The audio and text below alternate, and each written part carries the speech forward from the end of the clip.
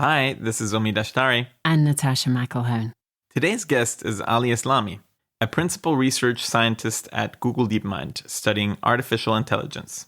He's currently also Director of Research Strategy for Google Gemini, which is Google's leading AI model. Prior to this, he led a team working on generative models, self-supervised learning, and multi-modal large language models. He also led the quantum chemistry and materials team in the science group. Prior to DeepMind, he was a post-doctoral researcher at Microsoft Research Cambridge. He did his PhD at the University of Edinburgh, where he was a Carnegie scholar. During that time, he was also a visiting researcher at Oxford University in the visual geometry group. But don't be intimidated by any of this. He's super accessible and an amazing teacher. I can attest to this. We'll be talking about the emergence of the AI landscape, whether you need a body to understand the world, human perception / Plato, the difference between how humans and AI learn, how AI models are built and trained, the differences between machine learning and generative AI, Marcus Aurelius and how amazing the human brain is, whether we're about to surrender our sovereignty to AI. Let's log in. Hello, my name is Omi Dashtari. And my name's Natasha McElhone. Today we have Ali with us. Hello, Ali. Would you like to tell us where you're from and why you're here? Yeah, so my name is Ali. I am originally from Iran, grew up in Edinburgh, Scotland. I am an AI research scientist. I work at Google DeepMind. And I've been doing AI for more than 15 years now. Amazing. That's quite old school, frankly, when it comes to this field. Tell us a little bit about why you got into AI to begin with, and maybe a little bit of play-by-play how you've seen this field change from something that was relatively obscure, I guess, in the beginning when you got to it, to now where it's all the rage and everybody's talking about it. Yeah, basically, I got into this field like so many of my colleagues through video games. As a teenager, I played a lot of games with my brother. What did you play? A lot of Halo, actually. Oh, okay. Yes, yeah. A lot of Halo. But before that, there were like flying simulators and racing simulators and that kind of stuff. But jokes aside, Halo on the original Xbox was like the game that really got me hooked. And I was mesmerized by the worlds that I was witnessing on my TV screen. And I wanted to know how they've been built. I wanted to make the characters. I wanted to figure out how they made them feel so alive. And that got me into computer programming. So I picked up books on 3D modeling and on programming. I remember I bought this massive, thick book on C++. And it took me years to get through it, but that's how it started. You see the difference between you and me is I have that book. I never got through it. Yeah, I mean, funnily enough, I didn't get through the 3D modeling book. I got stuck. The version of the software that I had at the time, 3D Studio Max, was different from the version that the book assumed I had. And I just couldn't figure out how to make this damn fire truck that it wanted me to build. So I gave up on 3D modeling and I focused on programming. Which was a fortuitous Very fork lucky in your life, I think. Yeah, and this must have been when I was 12 or 13 years old. And so from programming C++, I got into web design, got connected to the internet for the first time around then. And was this all outside of school, or were there programs that were offered at your school? This was all outside school. Interesting. Yeah. This is still in Iran? Or this is now in Iran, wow, yeah. Okay. Yeah, and the internet kind of allowed me to connect to the wider world. I was really active on forums where we would make websites, we would share software. And yeah, by the age of 15, 16, I was writing software that thousands of other people were using to host their own websites. So I got into like the whole business of open source and seeing how much impact you can have from your bedroom. Okay, that was my next question. So most of your social life took place online with friends who you didn't necessarily meet up with in person? Not most, but a significant portion. Mm-hmm. Yeah, so I had plenty of friends in real life as well. We'd play football, we'd play video games, that kind of stuff. But I remember one of my close friends at that time was an American that to this day I've never met, Trevor, if he's listening. And yeah, we used to make websites together and we used to do projects together. And so by the time I was old enough to go to uni, I was actually quite proficient in programming. I basically knew how to direct computers to do the ideas that I had in my head, right? And the way you do that is by implementing algorithms as code. An algorithm is basically like a recipe. So you write down the recipe for what you want the computer to do, and it does it. And yeah, by the time I was 17, 18, I basically knew how to do that. And so the question for me was, why is it that there are certain things that we want computers to do, but we don't know how to write an algorithm for? Not just me, but nobody on the planet knows how to do it. Why can't I get a computer to look at a photo of a cat and to recognize that it's a cat? Why can't I write an algorithm that allows the computer to talk to me? Why do I have to talk in this archaic computer language? Why can't robots walk? Questions like that. Why can't cars drive themselves? And so all of these questions of why and why not, that's basically the field of AI.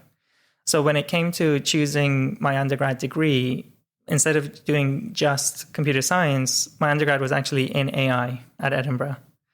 And Edinburgh used to have a big history of working on AI in the 50s and 60s. And so they kept this AI degree through the AI winter. Wow. Whereas most other universities just dropped AI. You couldn't do AI. Yeah. Was there any other university in the UK that had a AI degree at the time? Sussex. Yeah, okay. That's a good point. Yeah. But it's quite rare. And I think maybe Carnegie Mellon in the States also had it. But there were very few and far in between the universities that stuck to that idea. Because in the 80s, AI was really problematic. Dead, yeah. There was no funding for it. And it was kind of like a bit of a dirty word. So my undergrad was in AI. And then by the end of the undergrad, dream came true. I worked at a video games company. So that arc kind of completed. Which one was that? Company called Rare. Yeah, okay. Like GoldenEye and Banjo-Kazooie and so on. And after that experience, I felt like, okay, I'm really confident now that I can code anything that I want. And the big question for me was, okay, how do we really push the boundaries? And it was clear at that time, so this is around 2008, 2009, that machine learning was the only thing that was working towards pushing the boundaries a little bit. Can you explain what machine learning means in the context of just pushing the boundaries? Yeah. Especially? So basically, as I said, computers operate by executing algorithms that humans write. And what makes a computer useful is that it can follow the algorithm very precisely and very quickly. So I can follow the recipe very precisely and very quickly. Can I just interrupt you 1 second? So when we hear this as lay people, I've always heard that an algorithm is a set of instructions rather than the recipe analogy, recipe analogy is really useful. But for someone who doesn't code, what does that entail? Inputting those instructions, how do you do that? And why did you think that the capacity for that was so limited at the beginning of your journey? And yeah, that's a really good question. So I'll answer the second part first. AI as a scientific field is a particularly interesting one where we know that the thing we're trying to achieve is possible. The reason we know it's possible is because humans already do it. So if you contrast the dream of AI, which is to build something that's as intelligent as humans, versus the dream of, say, the field of teleportation, which is to teleport something from position A to position B, is that we know intelligence is possible, but we don't even know if teleportation is possible. We don't have any evidence to support that. But we also don't know if it's impossible. When you look around nature, you look at animals, you look at humans, you see them do things like sing and dance and move and in the case of humans, communicate and recognize friend from foe and recognize prey from, food and all of that. So you can see it happening in nature. And then you wonder, well, how do I replicate this? But was the intention to replicate? Because replication isn't so interesting as making something that will be able to do the things that you can't do, that you only dream of, like teleportation. Was that really the intention? Right. So different people enter the field of AI for different reasons. And one reason you might want to do it is to replicate. Another reason you might want to do it is to surpass. A third reason you might want to do it is to understand. So for me personally, I was most interested in understanding. So I looked at a cat. I'm like, how does this being do the things that it does? And there's a certain scientific way of thinking, which is that the only way I can claim to understand something fully is if I can reproduce it, right? That the reproduction is the demonstration of the understanding. So for me, I wanted to use computers to reproduce behaviors to convince myself that I've understood those behaviors. And when I talked about algorithms not being sufficient at that time, what I meant was that they weren't sufficient for me to reproduce, as opposed to they weren't sufficiently good to surpass that behavior. So for instance, like I wasn't particularly interested in coming up with a computer program that could play chess better than humans. I was more interested in figuring out how it is that a cat knows how to navigate the room, but I can't get my damn robot to do the same thing, right? And in other words, you first have to match what's here before you want to surpass it, right? Yeah. So of course we can surpass once we've kind of managed to match what's already a benchmark of a cat pattern recognizing, so to say. Cool. Okay. So let's get back to machine learning. You said the field of AI was pretty much limited to machine learning as a thing, and it was working really well. Now, how does machine learning take the recipe further? Right. So what we talked about earlier was that we have these algorithms. They are these recipes or these sets of instructions. The computer executes them. And our role as computer programmers is to write down the algorithm. And in some cases, we know how to do that. In some cases, we don't know how to do that. So machine learning enters the room and it offers a new kind of approach. It says, I understand that there are certain problems that you can't figure out how to write an algorithm for. In these instances, what I would like you to do instead as the computer programmer is to create a data set of examples of how you want the system to behave. So you say, example number 1, I want the computer to take this input and turn it into this output. Example number 2, I want to take this new input and to produce this new output. So for instance, example number 3, this particular image is of a cat. Example number 4, this particular image is of a dog. And you create a big data set, and the machine learning system inspects this data set and figures out how to map inputs to outputs as best as it can. So the role of the computer programmer has changed a little bit. Instead of writing down the algorithm that executes the task of interest, the computer programmer writes down the algorithm for a learning system and then provides a data set that learning system learns from in order to do the task that it cares about. Right. Got it. So it's about creating the most efficient learning algorithm rather than about finding the right algorithm. And then it's about curating the right data set. Yeah. And then letting it loose. Yeah. And this immediately creates almost a separation of concerns. So you have some people who then become obsessed with finding the most efficient learning algorithm. And then you have different people who take learning algorithms off the shelf and they apply it to particular data sets to solve particular problems. So they might take an algorithm and use it to classify cats versus dogs, or they take that same algorithm and use it to recognize words or to do any of the other tasks that they're interested in. Can I just ask you something? I don't want to go off topic, but it's just occurring to me that when we learn as humans, and I'm not suggesting that the intention is to teach or to get to a place where algorithms behave or learn in the same way that humans do, but so much of our learning is also around, I guess, pattern recognition very early on in life and mistakes and also uncertainty. When one of these algorithms is learning, how often does it create something that's useful and surprising rather than just a mistake? You cited this example the other day, Viagra as a drug. It was being explored for heart disease. Are we talking in the machine learning paradigm or in the AI paradigm? In the machine learning paradigm. I guess, yeah, both. But first of all, machine learning, and then we'll go on to AI. Or if perhaps that question is only really relevant for the more advanced stages that we're in right now. But I'm just curious of what possibilities that we're not predicting are thrown up.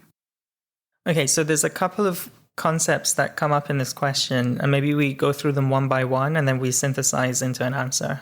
First, there was this question of AI versus machine learning. And just to put a pin in it, basically, AI, in my mind, is a scientific field of study, and it's concerned with understanding intelligence and recreating it. Machine learning is a particular set of tools that happen to be particularly useful for the field of AI and likely will always be a part of AI. I doubt it will go away.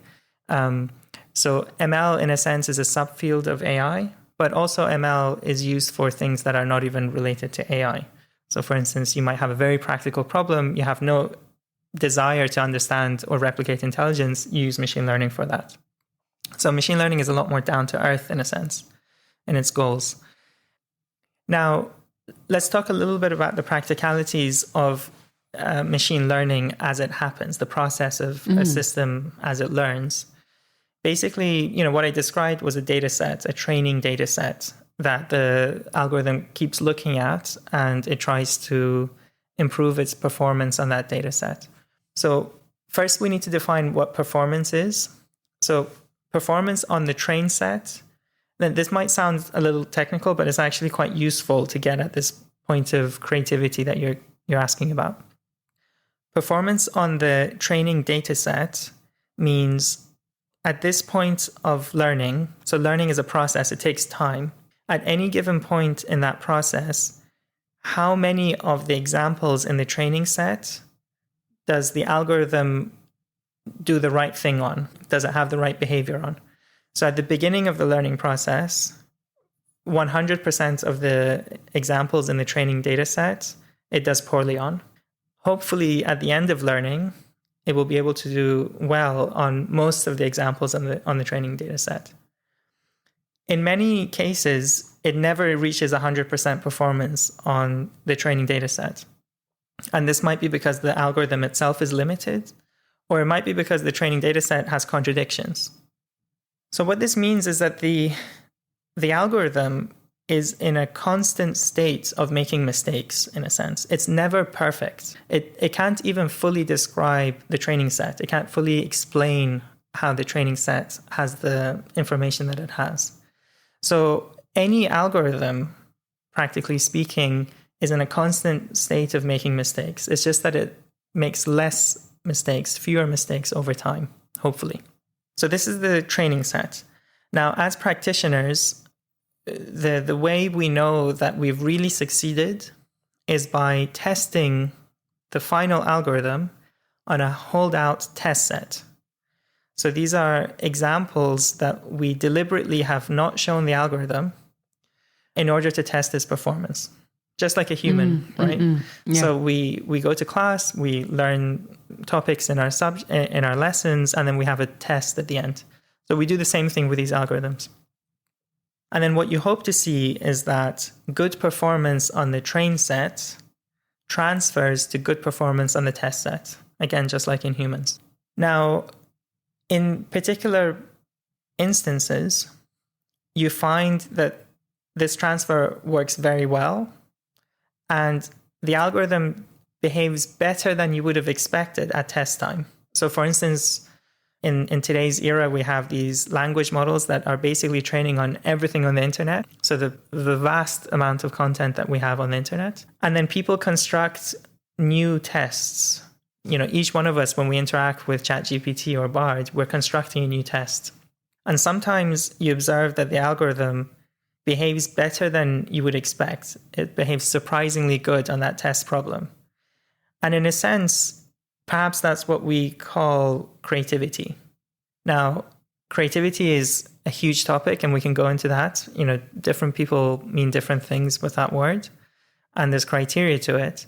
But that is one form of it, when you do surprisingly well on the test problem. Right. I think what would be fitting at this point is you explained machine learning quite well. We've changed paradigms now with what we have with generative AI. Maybe you want to draw a little bit the difference between that previous paradigm of machine learning versus the new paradigm of these generative AI models that we have. And yeah, also having control, or having a certain kind of person who has similar training to you being responsible for the inputs, and now the whole world is responsible on some level, I suppose. Yeah. Okay. Yeah. Good place to start. So when I teach machine learning or AI to new students, one of the first things I say is that the way things are named in our field, and perhaps in all scientific fields, is super unhelpful. So the naming almost deliberately obfuscates the meaning. And unfortunately, we now talk about generative AI as opposed to machine learning. But the reality is that all generative AI is a form of machine learning. So it's a rebranding of the same concept. So generative AI, 100% of these systems do machine learning to do what they do. Now, it is true that typically when people talk about generative AI, they're talking about a particular application of machine learning. Mm-hmm. And that is an application where the machine learning algorithm is producing an output that is rich. For instance, the output is a full image, or the output is audio, or the output is video, or the output is a full page of text. Versus saying this is a cat, this is a dog, This is a cat, this is a bird. Now it's much richer. Yeah. So previously we would say, as you said, this is a cat, this is a dog, or you get this loan, or you don't get this loan, or the price of this stock will go up or it will go down. So it was always a small output, a low dimensional output, as they call it. And this is always easier for technical reasons to do with information theory. This is always easier than producing high dimensional outputs like images and videos and so on. But the reason why perhaps is warranted to call the high dimensional output style a different name is because there is so much more potential and room for creativity when you have high dimensional outputs. When all you can do is say cat or dog, there's not much room for creativity there. But when you allow the system to produce images of cats and dogs, then it can blend them. Like, what would a cat hybrid look like? What would a cat look like with a hat? And so on and so on. And so it makes it much easier for us to kind of see creativity and innovation. One thought that came to mind, and I'm not sure if I'm interrupting your flow here, but the thing that you mentioned earlier is the percentage of being wrong versus training data set, right? And I think that's referred to as a loss function. And to go back to Natasha's question originally, these algorithms are essentially just trying to reduce this loss function, to minimize the loss, to minimize being wrong. I know this is a philosophical question, but how do you feel a human is learning compared to that? Because in a way, I see my little nephew running around and bumping his head against things. And from that, he's realizing, okay, this is the wrong answer. I should probably do less of this. And he's trying to minimize loss in some shape or form as well. Also, I think whether the loss function isn't actually a loss function, whether sometimes it's a portal into something that we just haven't thought of yet that creates an opportunity and teaches us something. Yeah. So let's break it down into pieces. And some of the language I'll use isn't 100% precise for the technical listeners, but I think it aids the conversation. So the description of machine learning that I've given so far, as I said, it relies on training data set that has input, output examples. And as you said, at every stage in training, the model computes its loss, which means its error rate, how often it makes mistakes on this training set, and it tries to minimize it. So it changes itself in order to try and minimize that loss. But what this presupposes is that there exists a higher intelligence that creates that training set and gives you the correct answers for those inputs. So I, as a human, come in and say, this image is of a cat, this image is of a dog, and then the machine learns from those examples. But there are a number of issues with this paradigm. One, it presupposes that the human is there to give you the answer, to create the training set. Second, it assumes that that human doesn't make mistakes or doesn't have biases. So we're very familiar with this concept now, but we understand that if you ask humans to create training data sets, they can be racist. They can amplify prejudice that we don't want our machines to have. And then the third issue is that this is clearly not how young children learn, because they haven't developed necessarily language before they start learning that, fire hurts or, food is nice. And also, it's clearly not how animals learn. Animals never develop language. So how do they learn concepts of what an object is, what is friendly, what is something you need to run away from? In fact, this was precisely the topic of my PhD studies. Right. So when I looked at what should I be doing for my PhD in the space of machine learning, this is the question I started looking at. How can we build machine learning systems that learn in the absence of human labels? And this subfield of machine learning is called unsupervised learning, to contrast it with the former, which is called supervised learning. So the idea with unsupervised... Just sorry to clarify, everything that is currently called generative AI and AI that we see out there is all supervised learning, or most of it. ChatGPT, as an example. I can't give an easy answer to that. Right. They are both supervised and unsupervised. Okay. We'll get to that in a second. Sure. It gets a little bit complicated. Yeah. Okay. Go for it. At the scale of these systems, the distinction becomes a little bit blurry. Just to briefly answer it, the way ChatGPT is trained is, roughly speaking, 90% unsupervised, 10% supervised. Mm-hmm. So the 90% is where it just reads the internet. It's just browsing the internet, learning everything from it. The 10% is where OpenAI instructs that system to behave in a particular way.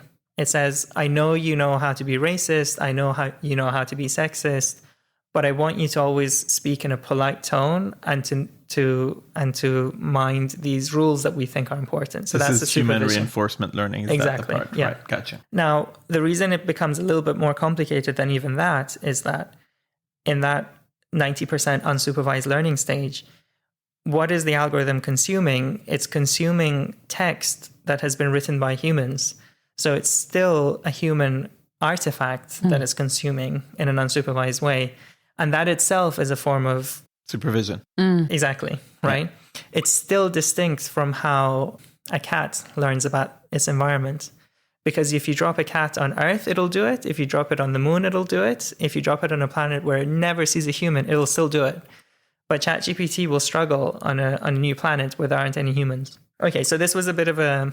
No, that's... Makes a lot of really sense. relevant and super interesting. Thank you. We were talking about unsupervised learning was your PhD thesis, and how humans learning differs from, these supervised systems. Yeah.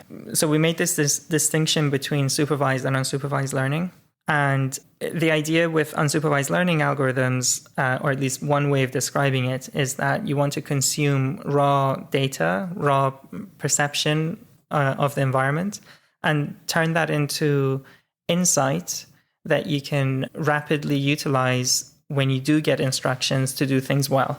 So I'm speaking using kind of loose terminology here.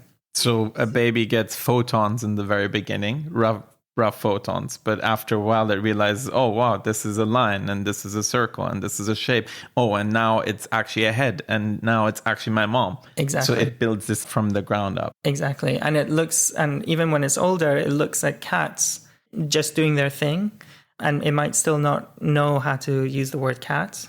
And the concept of the cat appears in the child's mind, and then at some point the parent comes and says, cat, the word cat. And the child instantly binds the concept to the word. And the hypothesis with unsupervised learning is that this is how it happens. You learn first the concept, then you bind it to the label when the label arrives.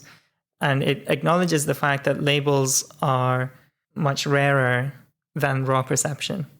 So this is one aspect of the problem that we were talking about. And then the other aspect is worth mentioning as well, which is like, where does the data even come from? So if you look at a child, it doesn't just sit there waiting for data to arrive at its eyes. The child does stuff to create the data. It has a motivational system. Exactly. So it moves its head, it moves its arms, it throws things at itself, it moves in space to create that data, to create the experience from which it learns, and sometimes experiences pain, i.e. loss, in order to kind of build up the training algorithm. And one way of looking at reinforcement learning, which is a term that perhaps many will have heard of, reinforcement learning is a particular kind of learning algorithm which also concerns itself with motivation and the gathering of the data. Mm-hmm. So not just how do I learn from the data, but what data do I go and collect in order to learn effectively. What's interesting about that to me, so we walk before we talk as humans, and a lot of our learning, it's embodied, right? It's our body in space and moving through space. Whereas this form of intelligence has no ability to do that. Of course, it can be taught about that experience, but it doesn't do it. And there's something so mysterious about the alchemy of, as you just said, the word with the concept, with the idea, with the image in the mind that happens in a kid's life, or the learning that happens through sense, heat, that is lost when a machine is learning, because there's only one way in which it can learn. But who says that there is no experience to trolling through the internet? That is the physical embodiment. We cherish it so much, but there's a digital embodiment by surfing through websites and going from one page to another and looking at all these different words and all that is so abstract for us to even consider. No, I disagree. I think we do have that experience. We do that ourselves. The AI, it doesn't have all the other experiences that we have. It has an amplified processing speed and an incredible access to everything, and compute power, obviously, that we don't have. But we have a sense of what that must be like, which is why we use it to amplify our own limited version of that. I mean, I guess I'm trying to pull you into the discussion around responsibility, around your personal experience of building these things. It might be useful to take a historic perspective at this point, actually. So one thing that the field of AI has gone through a couple of times is boom and bust, hype and the opposite of hype, winter, right? Funnily enough, the idea of AI, it appeared immediately after we had digital computers. So in the 40s, 50s, 60s, people were working on AI. The ways in which we imagined AI at the beginning, they were completely disembodied, perfect logical machines. We imagined intelligence to be logic, and we saw AI as machines that did logic very well. When the AI winter happened in the 70s and 80s, people just gave up on logic because they realized that the world is far too messy to be able to express it cleanly in logical form. And that led to, that was partly why we had the winter. And the research community's response to that was to go in the opposite direction and focus almost entirely on embodiment and the opposite of logic. So looking more at how does an insect navigate the world? How does it know when to turn left and right? Very simple question. And that led to a lot of people working on physical robots and simple questions like, how do I avoid hitting walls? In parentheses, by the way, if you have a robot vacuum in your home right now, that's the result of that research. Embodied simple machines. Now, when machine learning started coming to the fore in the 2000s and the 2010s, people started off from simple embodiment and tried to make those simple embodiments a little bit more rich. And that's why we spent a lot of time looking at images and audio and image and audio classification. Like, is this a cat or is this a dog? Part of the reason for that is, should I go close to it or should I run away from it, right? It's still kind of implicitly assuming some sort of embodiment that needs to make a decision based on that classification. but it's richer. Its sensors now have, full video, full image, and it needs to make a decision.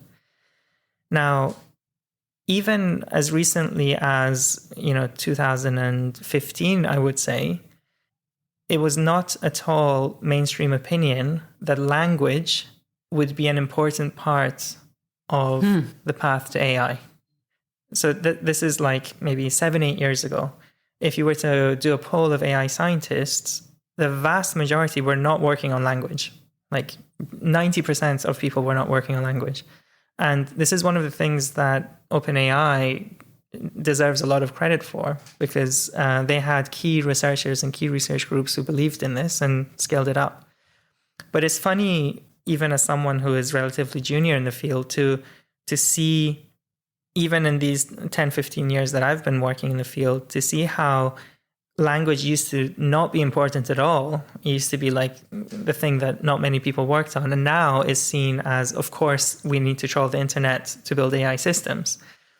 And I think it's very likely that this will wax and wane again, right? We might come to learn that actually, yes, it gives you a certain type of information, but it might not be enough. We probably will have to put these systems in the real world so they can interact with physical objects to fully understand it. And there are many researchers who think that embodiment is important.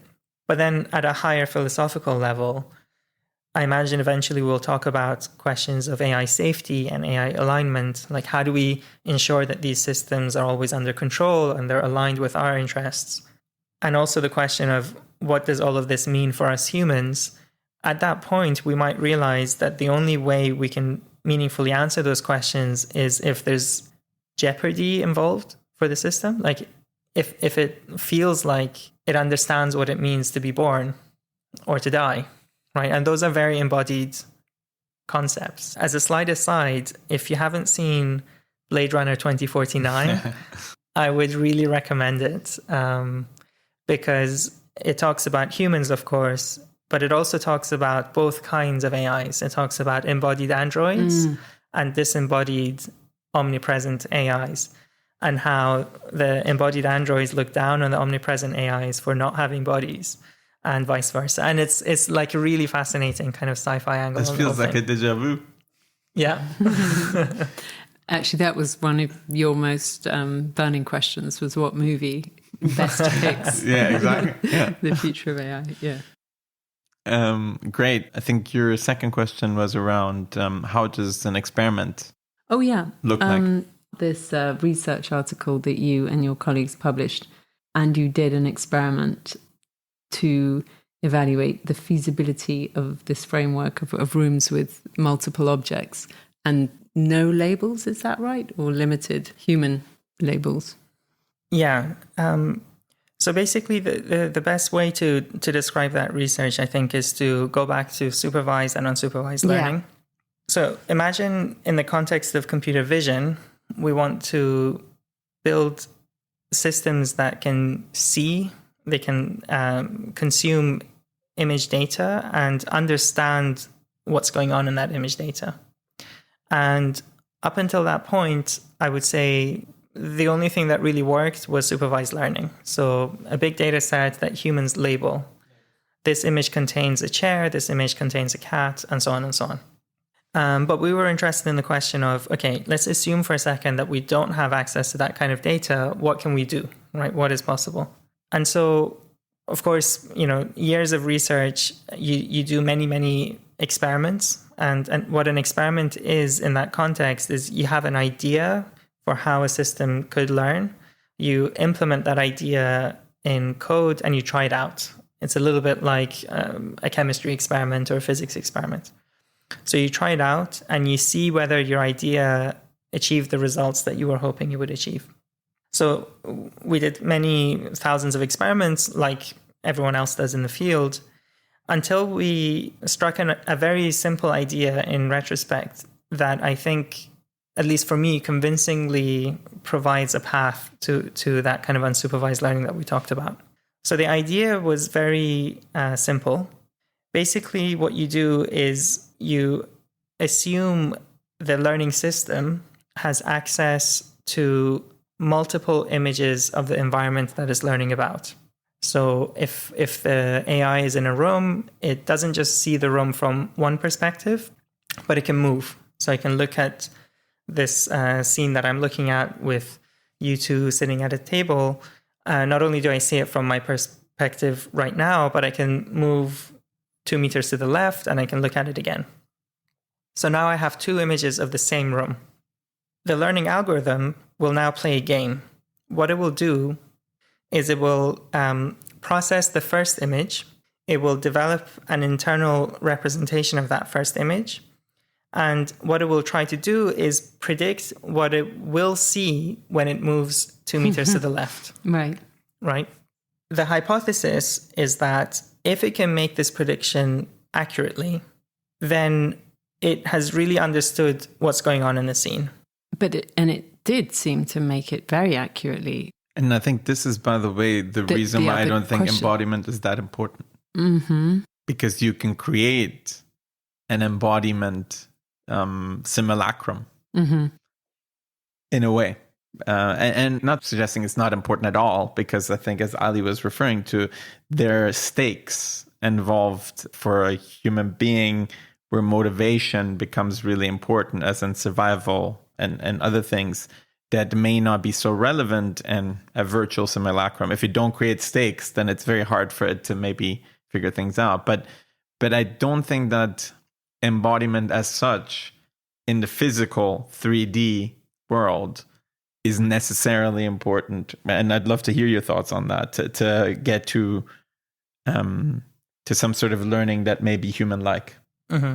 Yeah, so I guess there's actually two aspects to this, right? So embodiment, in my view, one part of it is literally having a physical body that experiences, for instance, pleasure and pain and interacts in the world of atoms with other atoms. A second aspect of embodiment is the idea that you get to observe phenomena multiple times and in different contexts. So in the example of the room, for instance, you could imagine a robot that moves around the room, captures images, and does this learning. Or you can imagine me just moving a camera and giving that data to the computer. In that particular example, I think what matters is the fact that you have the multi-view data and not so much whether it has a physical presence. But in other cases, it's the physical presence that matters for the learning. For instance, if you want to learn that you have to stay away from fire, right? But let me get back to the multi-view aspect and why I think that's so important. It actually connects with philosophy going back like 2,500 years. So Plato famously had this allegory of the cave. And very briefly, what he says is that, we humans, we're like bound prisoners at the bottom of a cave. And, our hands or feet are tied and we can only look in front of us at the wall in front of us, right? And behind us, there are true objects, he called them. Like imagine a cat standing on a ledge behind us. And behind the cat, there's a fire. This fire creates light that interacts with the cat and casts a shadow on the wall in front of the bound prisoner, right? And what Plato was trying to say is that, the reason we find science and philosophy so challenging, and the reason why we find it so difficult to understand what's going on around us in the universe, is that we only ever get to see those shadows. We never see the real object. And this is a really profound insight, in my view. Even when we use our eyes or we use our ears or we use our fingers, we only ever experience impoverished projections of reality. So for instance, when I'm looking at you two, I don't see what's behind me. It's just not there for me. I also don't see what's behind you. I don't see the back of your head. That information is just not available to me. Your brain in darkness that is just getting all these impoverished signals, as you say. Reality is too many parts to count. Exactly. So Plato was saying that, the job of a philosopher is to piece together reality from those pieces, right? And connecting it back to that experiment that we were talking about, it's the same idea that if you want to understand reality, you need to be able to access it from different viewpoints. Just seeing it, at least during the training process, just seeing it once isn't enough. If you just show me pictures of cats, but you never show me the cat doing its thing or moving or allowing me to play with it or to move around it, I'm going to find it really hard to learn. So this is not exactly embodiment, but it's something, right? It's at least being allowed to be exposed to that data for long enough to understand it properly. Yeah. So that was one particular idea, and that idea has now morphed and merged with other kinds of ideas, and unsupervised learning now is very mainstream. So this connects it back to your original question. Yes, like many of these generative AI systems that we see, they fundamentally play this prediction game. So in the context of language, the prediction game they play is next token prediction. Exactly. So in the room, I was saying, if I look at this room from angle 1, predict what it would look like from angle 2. You can only do this if you truly understand. In the context of language, it says, if you've heard me say these 5 words, what is the next word going to be? So predict the next word. You can only truly do that if you've understood the sentence. Does that make sense? Yes. It throws up another question, which I had a naive hope without really understanding the machinations of how AI is built. It could be possible because it's not embodied and because perhaps it also doesn't experience fear and baggage, insecurity. But whether you think it's possible, it will become a force of intelligence. Can help us meet somehow. I think it's around solution finding, actually. Yeah.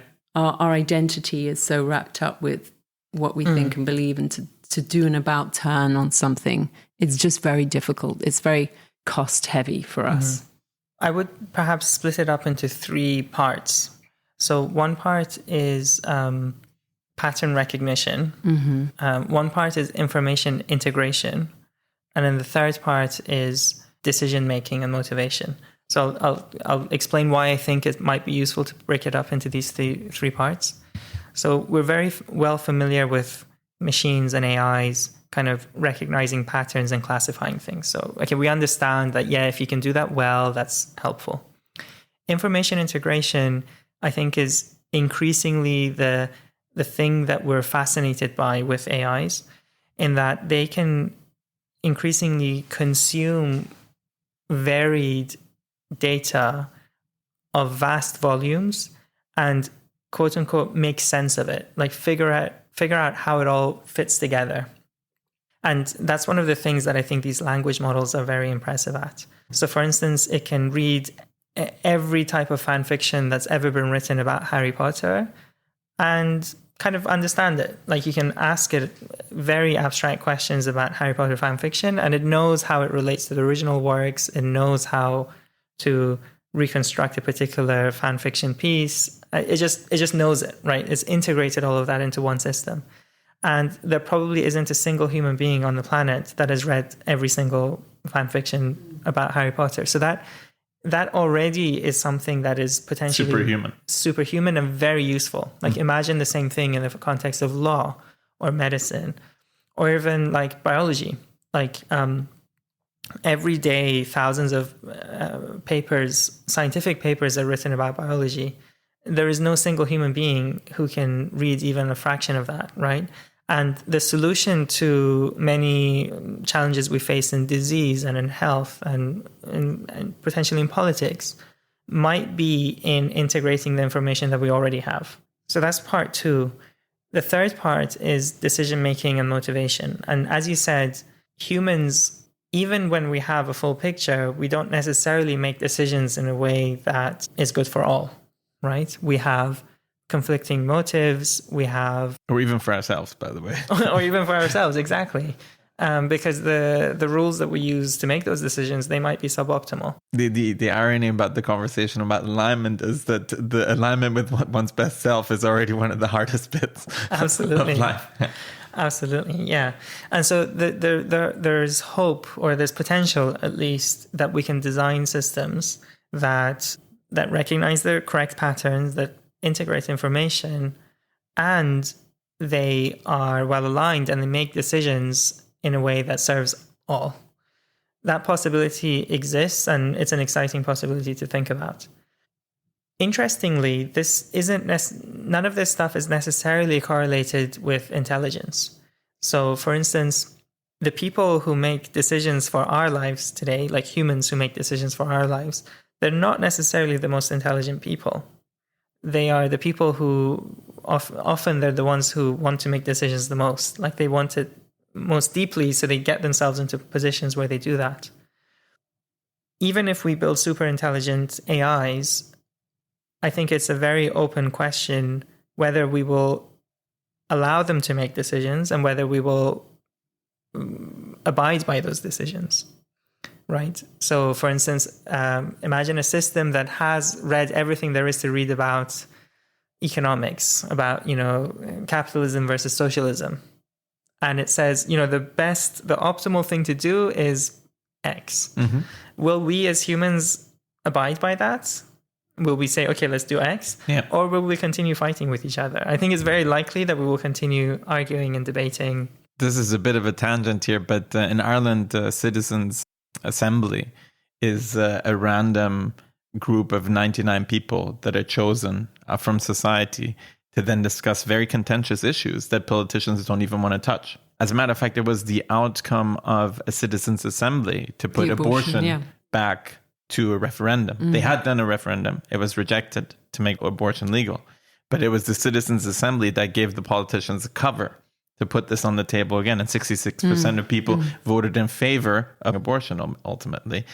There is something profound in what you're saying, and that is that the power hungry and the decisions may have to be disassociated. Mm-hmm. There are people who become representatives because they're good at becoming representatives. They don't have the wisdom of making the right decisions. Maybe these oracles, maybe these AIs can give them the cover to actually make the right decisions. And you may be right. They may also not make the right decisions. They may ignore them.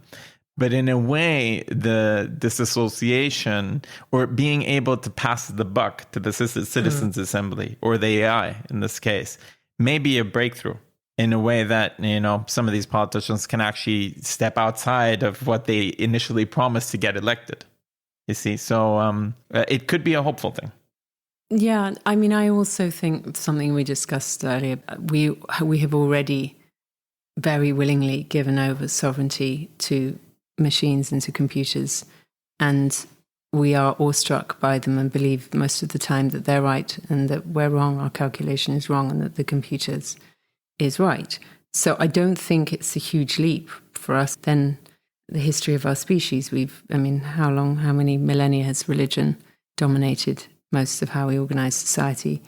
And the belief in something that is abstract, that we can't see, that's all powerful and that's all knowing, it just all seems fairly inevitable to me that we will rely more bow down to the AI overlords. Yeah. This is really interesting. I mean, it's well outside my area of expertise, but I'm reminded of, concepts like of philosopher kings, right? I think it was Plato again. Yeah, it was Plato, yeah. Yeah, so he wasn't actually a fan of democracy. And if you think of democracy versus the idea of a philosopher king, why do we do that? We kind of assume that the masses, they have more intelligence, quote unquote, to make the right decisions than any philosopher king that we might come up with.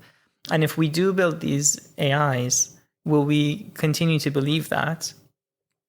Or will we actually concede and say, no, I think this AI really knows more than the masses, even when you put the masses together, when you get them to vote? And now what's really, I think, quite new and really important, and a reason why we do need a lot of multidisciplinary thinking, is that, yes, we've had religion in the past, and yes, we've had... We still do. Sorry, I shouldn't have said the past. Yeah. Yes, so we've had religion, and we've had, and we continue to have charismatic leaders who control societies. But that's different because they are embodied and we can see them, and their personalities over and above anything else. So I think charisma, it's very different than a god that you can't see. Yeah, I agree. Yeah, so I agree. They're different. That's the correlation is between something that's invisible and mysterious, and to most people, AI is invisible and mysterious. Yeah, and this is exactly what I was going to get at, which is that, other people and gods are, yes, it's true that they're different in that one is visible, one is invisible, but they are both kind of just there. One interesting characteristic of AI is that it's man-made. Like we make it. And if we imagine that we're going towards a society where we anoint an AI to be our philosopher king, a very real question is who made it and how did they make it? But who first told the story of God or the beginning of time or wrote scriptures? Yeah, I guess. They were the coders of that time. What I'm reminded of when you say that is AlphaGo Zero. Mm-hmm. And the fact that it was not, I mean, of course, it was made by humans, right? But ultimately, the thing that was made was, these are the rules, this is what to optimize for, now go play. And it superseded all expectation. That's my point. Yeah. So if we can all agree on the what is winning, but to optimize for, and then let it do its own thing. I'm very then curious we made it, about but like, that. Yeah. Just will we have the faith? Yeah. We're very good at faith. We're really good at having faith, aren't we? Because as you say, we can only see so much. Yeah. And we don't know what else is out there. Yeah. So it's just a conundrum that, okay, something that we've actually had quite a lot of input into, and we've made a lot of decisions around, that is surprising us all the time, and the feedback from it is always better or bigger or more impressive than we ever anticipated. Why wouldn't we follow that? We're going to. I mean, it's just inevitable. I think the problem that I see here is, one, what we want is not so simple. So what we optimize for is not so simple to actually express. Yeah.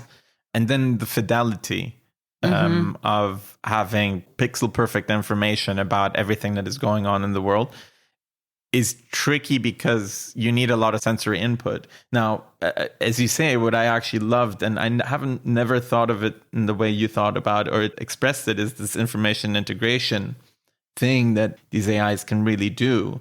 That is, if, what is it, number 11, if they would sit down and take all economic data available and do information integration on top of that, and then say, simulate 15 different outcomes of me dialing this, dialing that, dialing this, dialing that. And now let's actually have a look at the results.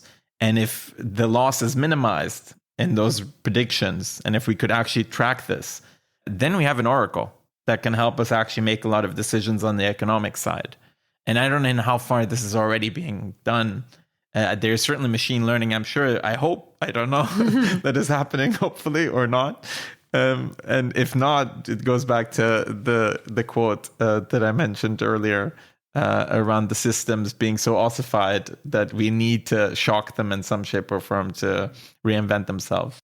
Yeah. So, okay. So there's a couple of things here again. This hypothetical scenario where you have an AI running number 11, in theory, it's possible. In practice, it might be, even if you have like a godlike AI, it might be difficult to achieve because the necessary data might not even exist, even if you integrate all of it. Yeah. Because sometimes you have to do real experiments in the real world to produce that data.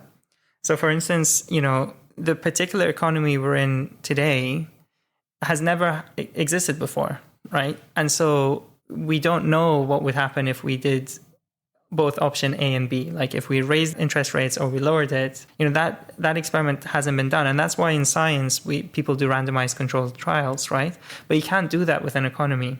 So there's a limit there, but the idea is kind of tantalizing, isn't it? That's a very good point.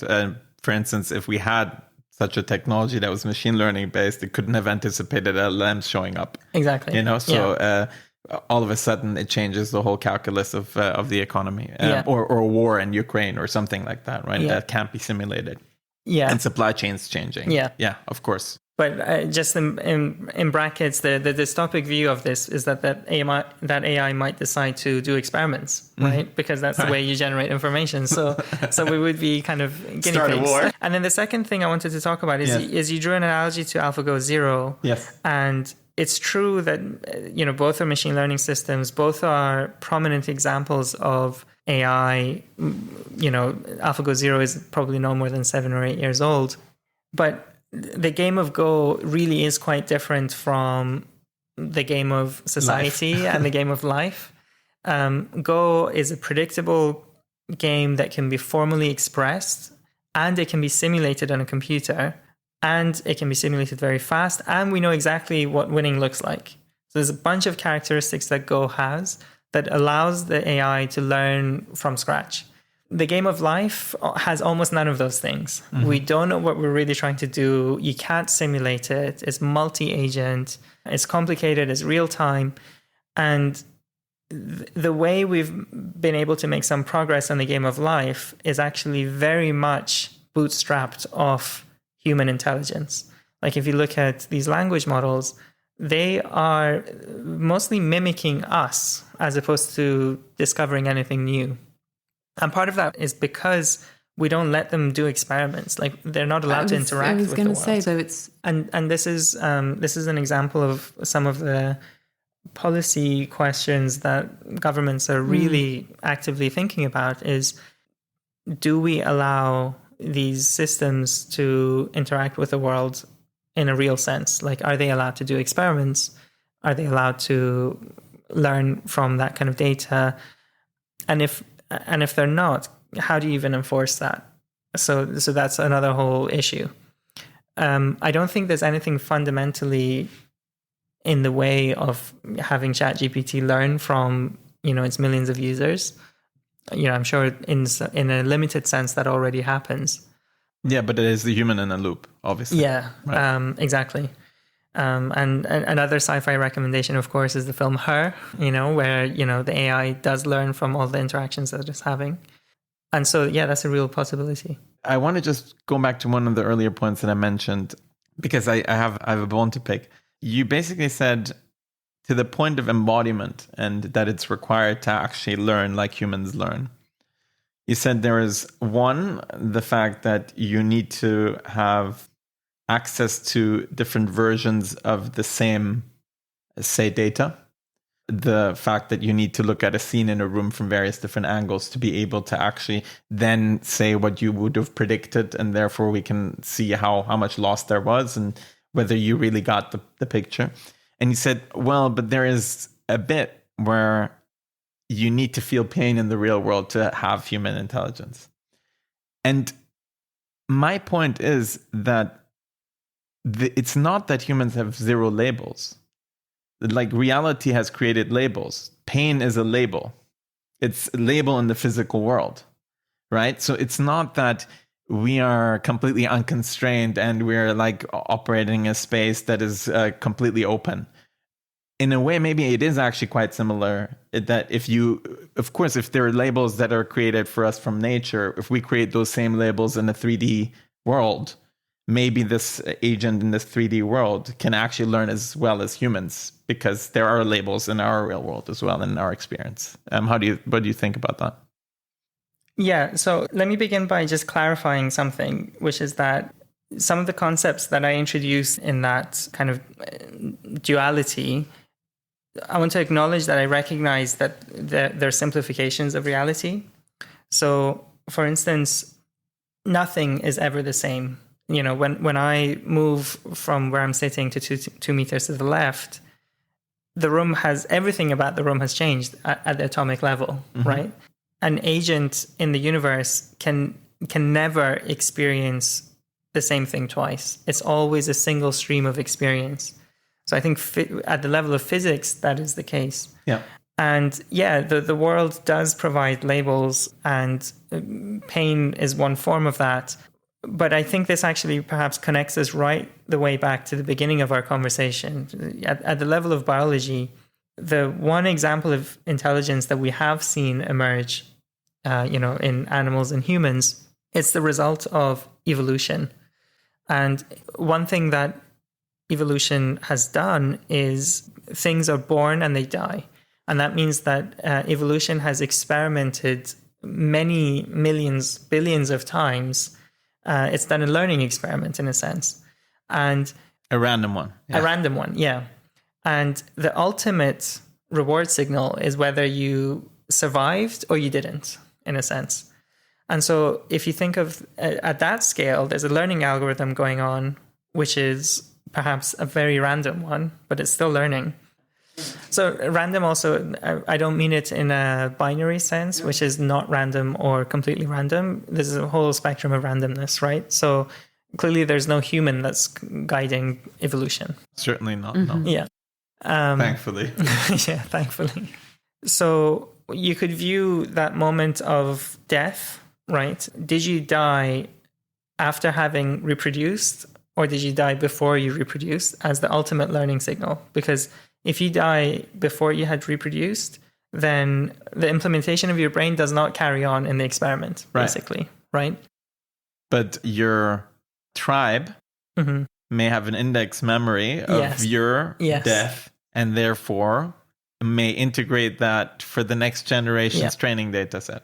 Totally. And this is where it gets really wild, because like we don't just learn from our own experiences, we massively learn from society. Like the other intelligent beings around us teach us so much.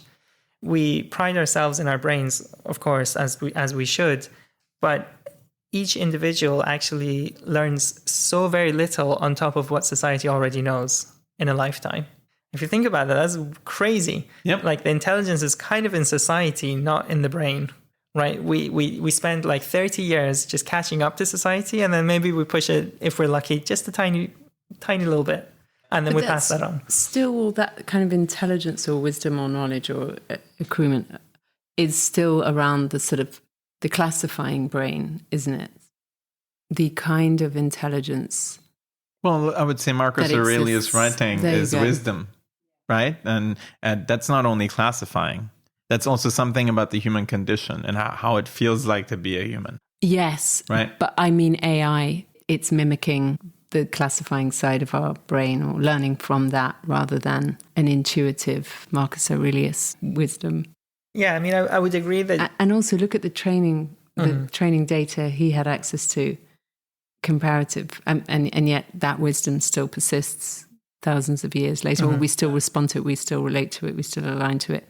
I find that, because we've been talking about volume of information a lot, and how the AI will always know more than one individual around, biological research or whatever it is. But some of the philosophers that we still hold our higher selves to didn't leave the town square that they were living in, or but that's because evolution is not fast, right? And really the human that Marcus Aurelius was, his needs, his wants, his aspirations, and all those things are pretty much genetically still the same in me.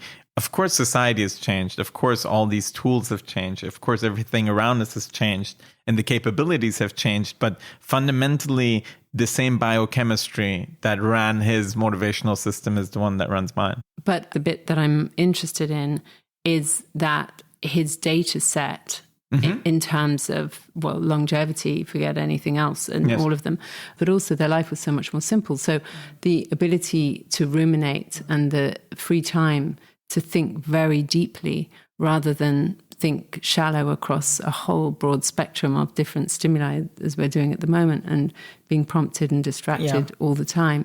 Yeah, and I think it's important to say that, you talk about evolution being slow, but it's really important to highlight also that the human brain is a remarkable learning machine. Like today, we talked a lot about how AI is almost human level, or what it's going to be like when it surpasses humans. But Marcus Aurelius's brain, as a specimen, is still like unbelievable compared to these language models. It's learning from so little data, and it's generalizing so accurately, so usefully. And as you said, like 2,000 years later, we're still in awe of the thing that it did. But because so much time will have been spent on a very thin thread of experience, but a very deep, you dive very deeply into one pond rather than putting your toe in many across the world, I suppose. I think the thing that you're pointing out, which I find quite useful here, is that these language models, we throw so much data at them, and actually a human does consume a millionth of that data over a lifetime. but still can have much more profound insight than us brute forcing the wisdom into these things, so to say. But I guess that if you're an optimist, you might imagine a future where you have a learning system that is as effective as a human one, but because it's digital, it can also consume everything. And it can be... But so it can also be broad perform and tasks that perhaps liberate us to go back to being a deep Marcus thinking. Aurelius, deep thinking. One last question before we wrap. Albert Einstein did not have special relativity in the data set. He looked at the world and he knew Newtonian physics, but somehow, even though something was not in the data set, he came up with something completely genuinely new. What is that? And can we get machines to do that? What is your hunch here, philosophically speaking? Yeah, I mean, Einstein obviously was very impressive. Had Einstein not been around, someone else would have discovered the same thing. Yeah, as a matter of fact, somebody else was working on it. Exactly. We know, yeah. And the same thing with Newton and Leibniz and so many other parts of science. I think my point is more the human mind can create constructs that have not been in the previous data set. Yeah. And I can't remember the quote, the Einstein quote. I'm sure one of you can. But the quote is, if at first an idea is not absurd, then there is no hope for it. There you go. I get the question. I guess the point that I'm trying to make is that the size of the leap that we feel humans are making is smaller than one might think.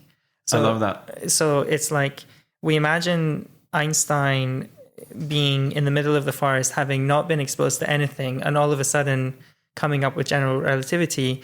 But the reality is that Einstein was the result of thousands of generations of human society, language. He was a part of a scientific community. He had read thousands of scientific papers, and then he made a very impressive leap, but it was a small leap. And it's also worth remembering that there's like survivorship bias here too. So many people make many leaps that turn out to be false. Einstein himself made many leaps that turned out to be false. Absolutely. So in a sense, like that moment of creativity that we see and we admire is billions and billions of small leaps that we're all constantly making across society. One of them sticks, and that is an example of it sticking in a major way, right? Mm-hmm. And with this view, I think it's very possible to imagine computers also doing the same thing. So if we allow computers to make enough leaps and we actually test them out, some of them will be correct and some of them will be useful and some of them will be interesting. And I think, of course, they have to be improving so that their leaps are good. But for instance, if you look at systems like Midjourney, 10 years ago, that exact same idea, when you sampled an image from a generative image model, it was new, but it wasn't pretty. It wasn't useful, right? But now... I've had experience. Well, you had experience with Midjourney, not with the models 10 years ago, No. Believe me. That would have been more scary than what you produced. But now the systems, the things that they produce, they're new, but they're much more likely to be useful. Mm-hmm. And whether it's in an economic sense or in an aesthetic sense or just like pretty to look at. And so you could easily imagine, systems that aren't generating images, but are generating theorems or doing physical experiments or writing papers. Today, probably most of those theorems will not be useful, but I don't think we're necessarily that far. Interesting. So you're saying ultimately this creativity and this unique insight is actually just varying degrees of existing learning from the data set that we have. And the survivorship bias makes us look at these things as much more profound than they are. And if we would allow AI a little bit of leeway to do this type of stuff too, we'd find a lot of things. I guess that's how AlphaFold worked and these type of things worked as well. Okay. I really enjoyed having the conversation with you. Thanks so much for being here with us, Ali. It was a pleasure. Thank you. I really had a great time. Thank you.